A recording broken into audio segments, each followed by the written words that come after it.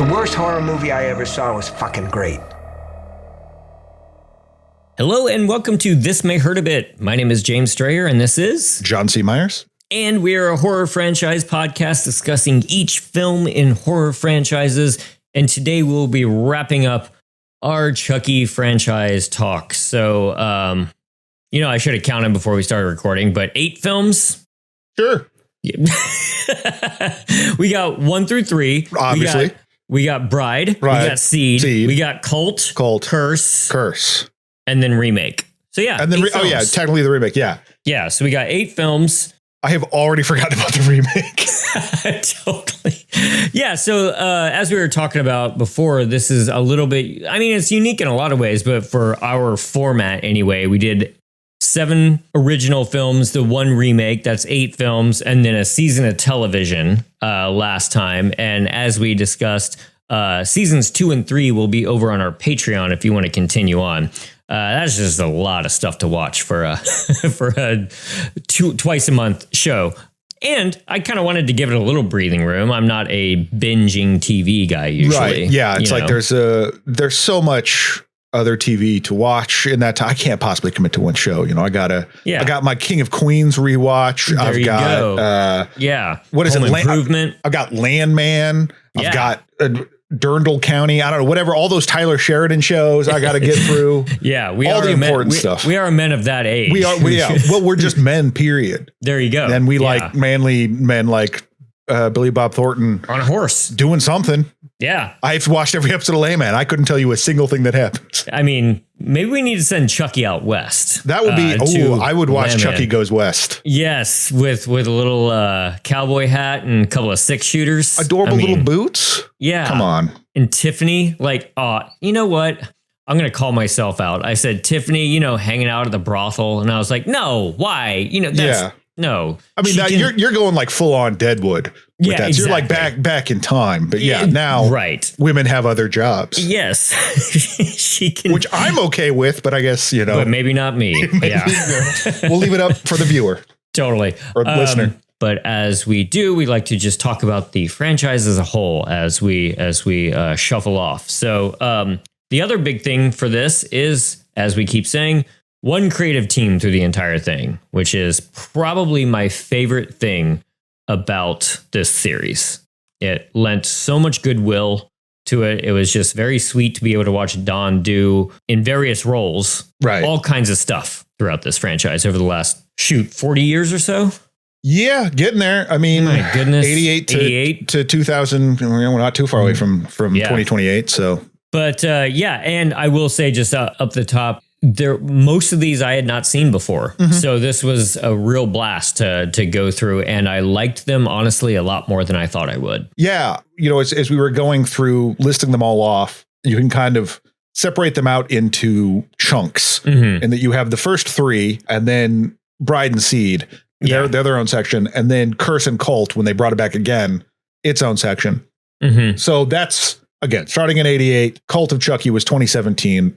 A lot of time in there. Those 3 sections, I think, are pretty different. Obviously, there's this, as we said, with Don Mancini, there's this unifying force of Don and David Kirshner in there. But you can tell by 3, if the series had gone on in the same way that Friday the 13th or whatever had, with just boom, boom, boom, year after year, it was already flagging. It was already, it was getting rough. 3's okay. It's not. Yeah, it's fine. Having that break and then being able to come back with Bride and have it be its own thing and Seed even more of its own thing. Yeah. Changes it a lot. It's not just trying to do the same formula again. It was free to forge its own path. And then even the gap between Seed and Curse, when Curse comes back, it's a whole different tone again, where you're getting a more sort of darker, updated horror, but it still has that Mancini feel and the callback to old campy stuff. Mm-hmm. So it really weathered this whole all that time. It's still stayed fresh without trying to just capture the zeitgeist at the time. Mm-hmm. I think the change from Bride and Seed, that kind of more winky meta tone, plays into the Scream, that kind of more meta horror that was happening at the time. But they still managed to do it its own way. It doesn't feel like the remakes that we've done, with Texas Chainsaw or Friday the 13th. anything by Marcus Nispel, basically. Yes. That is just like, oh, gritty and tough. And bleh. Yeah. It's just always been Chucky. It's just a different version of Chucky. And do you have a preference of those three styles? It's tough because, like, the first one, Tom Holland is so good at what he does. Exactly. He makes these great, B-movie movies, and it's fantastic. But like, for my sensibility, I think the middle section, the Bride and Seed, are my favorite ones that are really silly, but still are gory and murderous. Yeah, I'd have to agree. There's part of me that, like, since I liked Seed a little bit less than Bride, part of me wants to like have both, where I'd go Bride and then maybe part 2 and then Seed. I think that the camp might have gone just a step too far for me personally in Seed. And so I would want to like pull back and see kind of like the classic slasher of part 2. Yeah. A little bit. But Bride kind of remains like its perfection. Right. I think Bride is the pinnacle of the series. Seed of Chucky's maybe a little too campy in comedy, but I still liked it. Yeah, me too. But I think also coming, watching these back to back to back, it was a breath of fresh air. But as far as the franchise as a whole goes, I'd probably go similar, where I'd start with Bride and then maybe I'd probably go 1 and then 2 after for as second and third. Yeah. I liked so much of it just being an unabashed like queer camp horror type of thing. But some of the comedy just took me out of it just a little bit. But I really I understand how it's an important film. Right. Just from my personal sensibilities, it was just a little bit much, but I still quite liked it. Which, yeah, if you're going for I want to go see a Chucky movie, and then that's what you get, that might not be what you expect. Right. Yeah. And then the latter two, I know that they kind of tried to, I don't know, maybe not quite combine everything, but it didn't quite work out. But I still like those two movies. My rankings are Bride. The 3 I already did. And then it's just kind of like, and then a cluster. Yeah. The 3 is probably the one that's the furthest gap. But even then, that's not like as bad as some of the other ones we've watched. It's not a middle Hellraiser movie. Yeah, exactly. We got to watch another terrible franchise so I can get a new reference, because whenever I think what's the one that sucked, it's always just it's Hellraiser. It's going to be Hellraiser. Middle Hellraisers. Middle Hellraisers. I'm sure that we can find you a new row. So come on, Full Moon Entertainment. I know you got it in you. Or those Children of the Corns. Oh, I'm so looking forward to those. But okay, so favorite Chucky design. For me, it would probably be the Bride era with the stitching on his face. I love that so much, especially him mixed in with Tiffany. Just the two of them and his weird messed up face design, like him talking to her, that really worked for me. As they moved further on, and as we talked about with Curse and Cult, like the not having the same budget for Kevin Yeager. So it moved to a more puppeteering than animatronic. There you go. And I prefer the animatronic. I don't think there's anything wrong with the puppeteering, any of that stuff. It's all good, but I just liked the animatronics a bit better. But yeah, I'd probably go with, and that's the version you see the most, I think, anymore, is the Bride of Chucky one. You still get some. I saw someone had a photo of a car that I saw a photo online of a car that had like a giant Chucky face detailed on the hood of it. Okay, man. Yeah. Unless that's Don Mancini or David Kirshner, right? Or Brad Dourif. There you go. Actually, be very sad if Brad Dourif was driving around being like, "It's me, the guy that was Chucky. Don't pay attention to any of my other work, just Chucky." Though he is proud. Yeah, but you don't want to be like, ask me about Chucky. Yeah, the only designs that I didn't really like were maybe the remake, and that just kind of feels like its own little weird island that we're including just because of the name. Yeah. But I liked how they managed to find new stuff to do to him. I like how they managed to slice off half of his face, the ending of part 2 is so great, where he's just like on the end, he's like attached to a wheelie board with a claw in his hand too. Yeah, just like a knife jammed into his wrist. Yeah, I just like all the ways that they just like mess him up throughout each of the movies. And that he's aware that keeps happening. It's not like, Yes. You have a antagonist in this series that is verbal. So that's helpful. Right. Because like Jason, we don't know if Jason knows what's been happening to him. Yeah. Is he hurting? Is he even noticing when he gets hacked up at all? Is he hurting emotionally? We don't know. I mean, probably it's Jason. Well, we can look forward to the TV show, the 10 episode prequel to see if he hurts. Right. That'll be episodes 2 through 9, I'm sure. Right. It makes it a little bit, you could do have that character be a little bit more interesting, but harder to defeat in the marketplace of ideas. The true test of any franchise villain. So Chucky's going to end up, his final form is just sitting there yelling, "Debate me." Yeah, basically.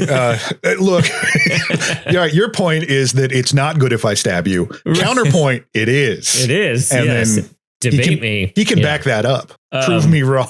No, but actually, that's Jigsaw's whole thing. Is like, I think you're a terrible person. Prove me wrong by that's true. Swallowing a bunch of razor blades. That's very Salem witch trials. If Sure. you can get out of the vat of needles, then you're not a witch. Then you're not a witch unless you use witchcraft to get out of the vat of needles. Yes. Wait a minute. Hold on. Oops. Yeah. I mean, you bring up the fact that Chucky is a very verbose, emotive villain. That's also one of the things that I come back to loving because, I'll love me some Leatherface forever. But I'm not usually the type of guy who thinks it's funny when a baby curses or something like that, or a kid curses. Like, well, if it's a funny baby to begin with. Okay, sure. But then I guess maybe it doesn't have to work blue. And it should. Yeah. I don't know. It's a complicated issue. But hearing him, and now granted, it's Brad Dourif's voice, which goes a long way. Just hearing him scream profanities does make me laugh. And I always like it when he's exasperated. When he's frustrated and pissed off. Right. It's funny to me in a way that it's not just funny of him just typing the word bitch into a speak and spell. That's like marginally funny because it's Chucky, but like him getting pissed off is really funny to me. Yeah. I think this series does well in keeping him a character in that he's not just a quip machine. Mm-hmm. Like he has one-liners or whatever, but he's more than just, I'm going to kill you and then turn to the camera and say something wacky. Right. Which I guess would be your Freddy.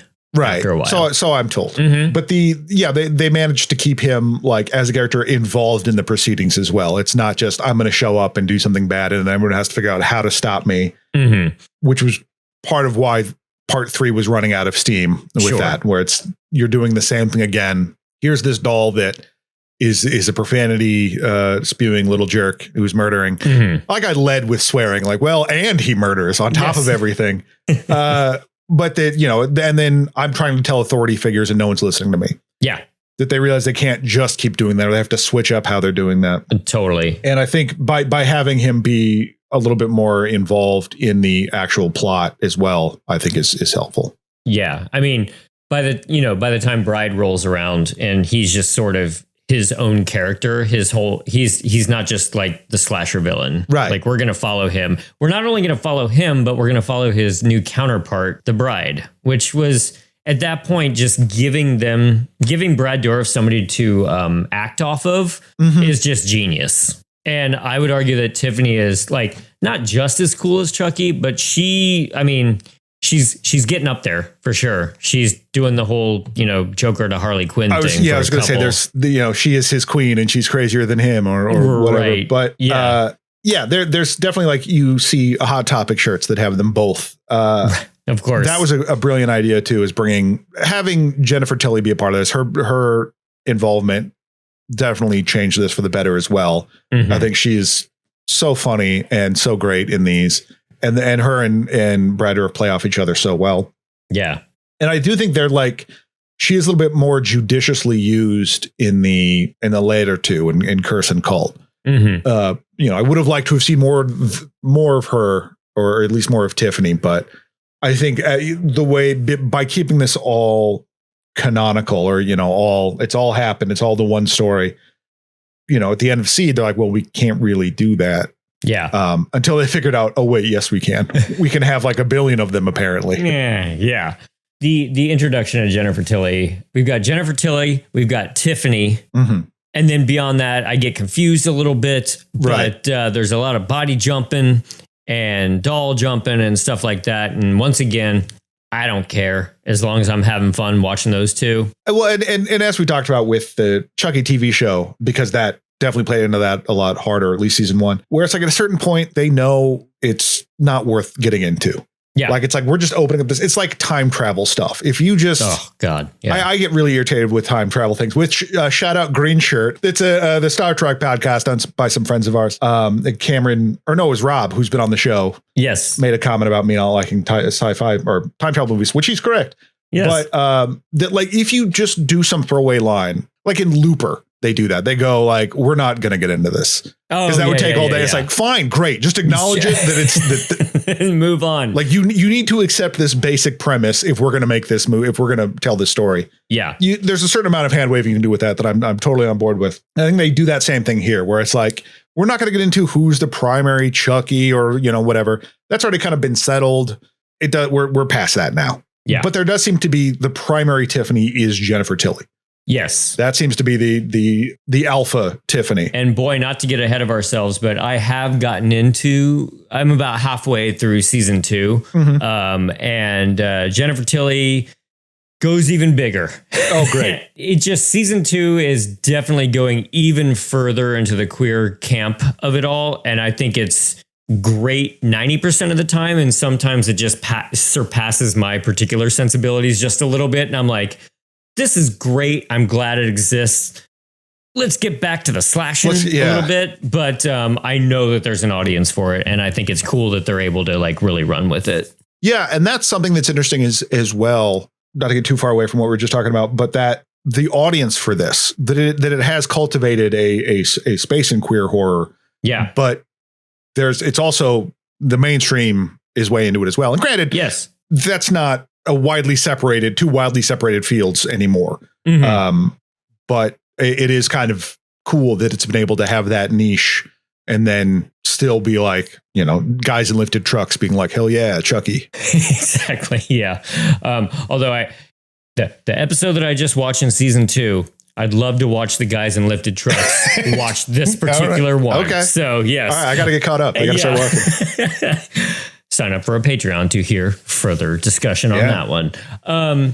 Favorite kill. Let's go right for the big one. That's tough. I don't know favorite, but the one that comes to mind very often for some reason is when he and Tiffany kill Tony Gardner. Yeah. You just kill the production guy. Yeah. I don't know why. That one just comes to mind. It's not the best by any means, but that's it's just nice to see them working together. It is. I don't want to say this franchise doesn't have memorable kills because it does, but to me, it's almost like watching Chucky's lead up more than the kill than itself. Right. His whole attitude, what he's doing to me is more fun. And so I really do like, within the context of the movie, Bride's mirror death over the waterbed, I think is great, because what that is her saying, hey, Chucky, you got to put down the knife. Let's get more creative here. And I absolutely loved that through line in that movie. Like, I need to push you to be a better you, like any good partner would, right. Behind every good murderer is a partner who's pushing them further to do the better, more original job. And every Mickey needs a Mallory. Yes. So I thought it was a combination of a great stunt effect, and I also thought it was kind of sweet. Now it's followed up by a weird like puppet sex scene, but if you're going that far, you might as well keep pushing it. I wish the puppet sex scenes would have been more normal. I really wish they were just lights off missionary style. Right. The kill also in that one, it's Tiffany being like, hey, I can be just as fucked up as you. Yeah. If not more so. It's a lot of character work behind that kill, which is nice. Right. But yeah, as far as like in the first 3, there's not a lot of super wild kills. There's not like, I don't want to make it sound like nothing happens, but it doesn't seem like that's the purpose to have like, what's the craziest thing we can do? How can we up this even more? Yeah. Because one guy dies from a heart attack after seeing Chucky, which I like. Yeah.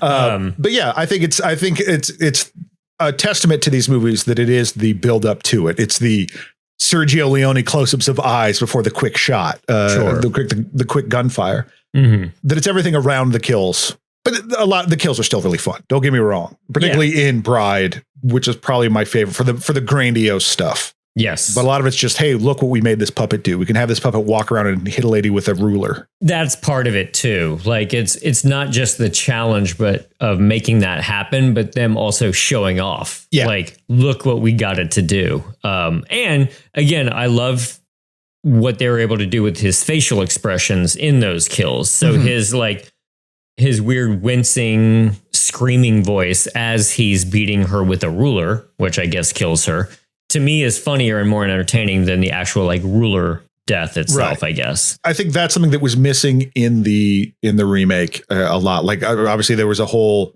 section of them having him make funny faces and stuff like that. But it's just, when I think about Chucky at the end of the first one, for example, like when he's trying to convince Andy to not deliver the death blow in the furnace or in the fireplace, whatever. And he's like, hey, I'm your friend. He gets all cute again and does that little like wink, wink, like cute. That being able to change that, to have that character really come through in the puppet. Yeah. That you can tell how phony he's being at the same time. For sure. Is amazing. And I think that bravado that they're like, we're going to show off, we're going to do this, we're going to go for this, we're going to make this look really cool with what we have. Yeah. And I'd say 95% of the time it works. Yeah, absolutely. You got a favorite Chucky one-liner? Oh boy. I mean, there's so many of them, and I can't even, like, I'm bad at remembering this kind of stuff. Yeah. But maybe to me, my favorite is, and it's not even really a one-liner, I guess, but like it's the first time he comes alive in part one, when he starts screaming at her and just, I mean, all he's doing is calling her a stupid bitch, which is awful, but it's funny coming out of Brad Dourif's mouth. Yeah. It's the absolute rage. I think we talked about it at the time, but it's kind of like his unrelenting quality, like his almost Terminator-like quality that he's just going to keep going at her, which also happened in some of the other doll movies that we talked about on the Patreon. But just a lot of it comes down to the vocal performance and the pure intensity that Dourif delivers it with. I mean, you can't go wrong with "Don't Fuck with the Chuck." Right. I mean, that's just laying there. Yeah. Yeah. You know, I don't know why it took him so many movies to get there. Exactly. Yeah. You think that was like that. Someone else has got to have said that, but you know, it was worth the wait. Yeah. I don't know that I have a particular favorite one-liner. When all I'm thinking about is the kid in Bride that goes, "Ooh, it smells like poo in here," but that's not a one-liner for Chucky. Yeah. Listeners, put your favorite one-liner in the comments of particularly our Instagram. Let's remind ourselves of the great Chucky one-liners here. What we love. Yeah. Yeah. It's interesting. Like you talking about that, the him just screaming and how frightening that is. That change in Chucky, that evolution of Chucky as a character in terms of being this, like, that's scary. This is designed to be a horror movie, to being more horror comedy. And even when it gets more seriously horror, that they can't abandon that. Yes. So there's still these more playful elements in there. I think was necessary to keep it fresh. And I think they've melded those together so well throughout this series. We got to talk briefly about Nika. I think she was such a interesting late in the series edition. And I had never seen Fiona Dourif before The Pit, and I like her character on The Pit quite a lot. And so when I realized that she was going to be in some Chucky movies, I was kind of happy about that. And she's pretty solid. It's definitely not a case of, well, I mean, I'm sure a little bit of a case of like, let's get your daughter in here. But I feel like she kind of proved herself, like she was a worthy addition. Yeah. Yeah. I don't think it was specifically stunt casting as you know, we talked about in that episode. Brad Dourif brought her up to Don Mancini. Yeah. And he was initially thinking about her for Barb from Curse Chucky, but he's like, oh, maybe I'll like her for Nika. Am I just doing that to make Brad happy? No, totally. I like her.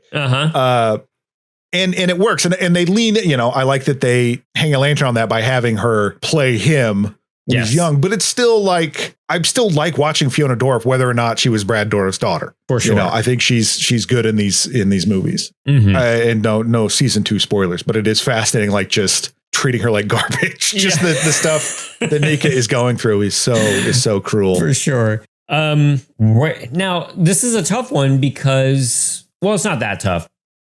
Considering we still have 2 more seasons of a TV show to get through. Where would you want to see this franchise go? Now, granted, like Mancini is like, he's doing another theatrical version. We don't know if it's going to be in the same timeline. I would assume it is, but where do you want to see him go besides out west? Now I've got my heart set on Yeah, now out I'm kind of set on out west. Which is tough because they've already been in LA. So I guess, it's there's as west as you can get. Yeah, I don't know. Because it's on one hand, it's like, it'd be easy to do a Chucky Goes to Space. Really go for the absurd horror sequels, like really focusing on, hey, isn't this wacky that we're doing this? But I don't think that's the nature of these movies to do that. Right. I'm just trying to think of like, what are some campy old movies that might be something that they'd be into, Well, they haven't done an actual gothic haunted castle thing, so they could do that, Totally, yeah. When Mancini mentioned the murder mystery on the train, I think that's such a good idea, because you could get 6 or 7 eccentric, weird characters that Mancini would like really camp up, and you've got the small like chamber piece quality of just being on a train, plenty of places to hide. Right. Once he put that idea in my head, now that's what I really want to see.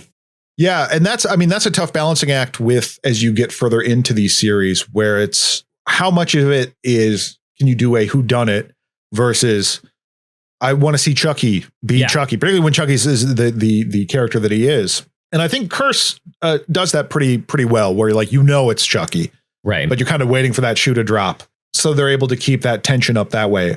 But I would still watch a Poirot mystery of like it's a crowd. It's like Murder on the Orient Express, and everyone's like dressed super fancy. But then there's also a living doll there. It was like, it couldn't possibly be me.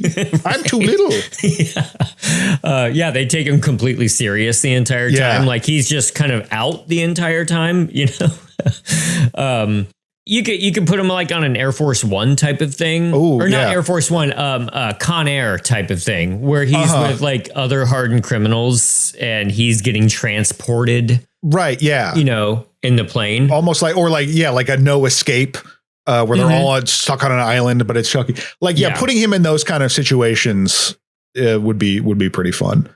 But right now with the TV show, it's dealing with a lot of the teen stuff. Yeah. And I don't know if they would continue on that route to try to, because now you're getting an audience that's been built up from there. They might want to see more of that. That's true. But it also just, like, as I said, it seems like Don Mancini's like, that's cool. Here's what I'm going to do though. Yeah. Yeah.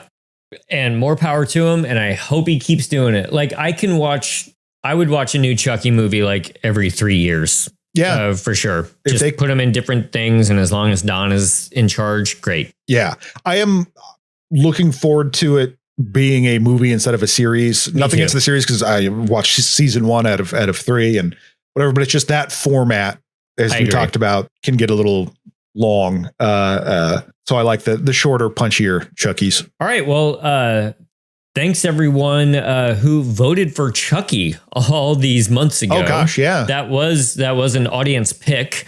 I think it was up against, what did we choose? It was Child's Play. It was Conjuring.